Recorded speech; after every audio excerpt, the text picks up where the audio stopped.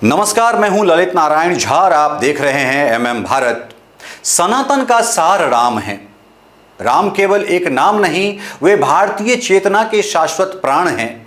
इस भूमि पर यदि कोई एक नाम ने जन्म से लेकर जीवन के अंतिम क्षण तक मनुष्य का साथ निभाया है तो वह राम का नाम है। शिशु के जन्म पर गूंजते सोहर में राम है, जीवन के प्रत्येक संस्कार में राम है, संकट की घड़ी में राम है और अंतिम यात्रा में भी मुख से निकलने वाला सत्य यही होता है कि राम नाम सत्य है। मानो भूमि का आरंभ भी राम से होता है और अंत में भी राम में विलीन हो जाता है। राम भारतीय संस्कृति के केवल आराध्य नहीं बल्कि आचरण हैं। वे मर्यादा हैं, नीति है, त्याग है, करुणा और न्याय के सर्वोच्च प्रतिमान हैं। इसलिए जब राम का नाम आता है तब केवल धर्म की नहीं बल्कि भारतीय सभ्यता की आत्मा की चर्चा होती है। किंतु जब उसी प्रभु श्री राम के मंदिर को लेकर कोई कथित आर्थिक अनियमितता अथवा कथित चोरी का आरोप सामने आता है तब वह केवल समाचार नहीं रह जाता, यह करोड़ों श्रद्धालु के मन में उठने वाला प्रश्न बन जाता है, क्योंकि जहां श्रद्धा निवास करती है वहां विश्वास सबसे बड़ी पूंजी होता है।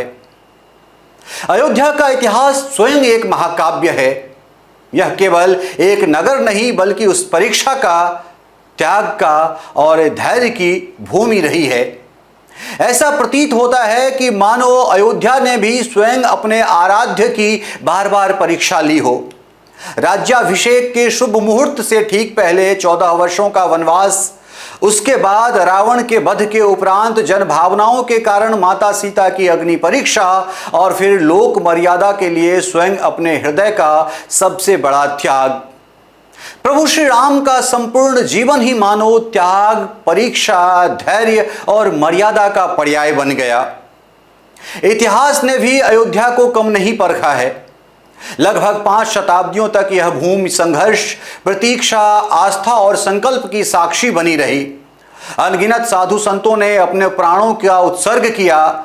असंख्य राम भक्तों ने पीढ़ी दर पीढ़ी एक स्वप्न संजोए रखा कि एक दिन प्रभु श्री राम अपने जन्म स्थान पर पुनः भव्य और दिव्य राम मंदिर में विराजमान होंगे। जब वह ऐतिहासिक क्षण आया तब केवल अयोध्या ही नहीं, पूरा भारत भाव विभोर था। ऐसा प्रतीत हो रहा था कि मानो इस धारा का प्रत्येक कण, प्रत्येक वटवृक्ष, प्रत्येक सरयू की लहर और प्रत्येक श्रद्धालु और प्रत्येक प्रार्थना में उसी क्षण की प्रतीक्षा हो जो शताब्दियों से स्थिर खड़ी हो। वह केवल राम मंदिर का उद्घाटन नहीं था बल्कि करोड़ों लोगों की आस्था, प्रतीक्षा और विश्वास का पुनर्स्थापन था।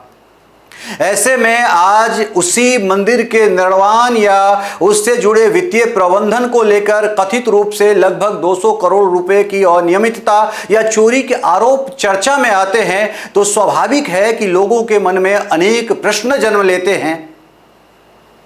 यहां यह स्पष्ट करना आवश्यक है कि यह एक आरोप है और इसकी सत्यता का निर्धारण केवल जांच और विधिक प्रक्रिया के बाद ही होगा।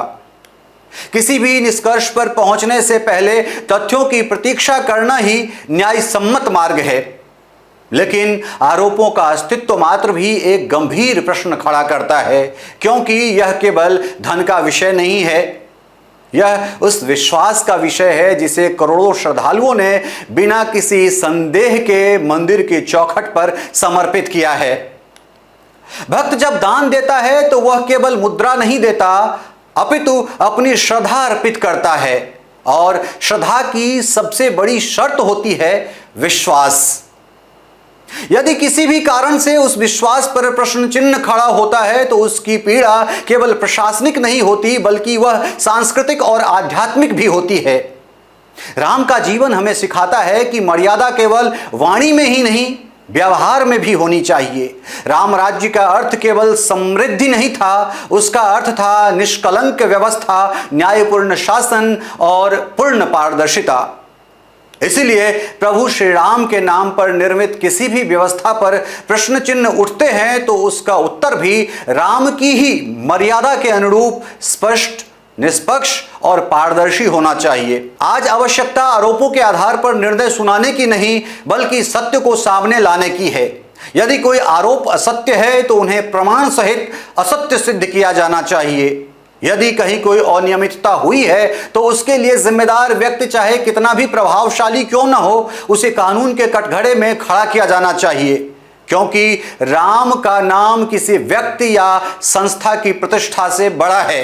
अंततः स्मरण रहे, राम मंदिर केवल पत्थरों से निर्मित एक भव्य स्थापत्य नहीं है, वह करोड़ों लोगों की श्रद्धा का प्राण प्रतिष्ठित केंद्र भी है। उस मंदिर की सबसे बड़ी सुरक्षा उसकी दीवारें नहीं, बल्कि उसके प्रति जनमानस का अटूट विश्वास है। राम की अयोध्या ने इतिहास में अनेक परीक्षाएं देखी है। आज यदि एक बार फिर कोई प्रश्न उठा है तो उसका उत्तर भी राम के मर्यादा के अनुरूप ही होना चाहिए, सत्य के साथ, न्याय के साथ और पूर्ण पारदर्शिता के साथ। तभी यह आस्था अक्षुण्ण रहेगी और विश्वास अविचल।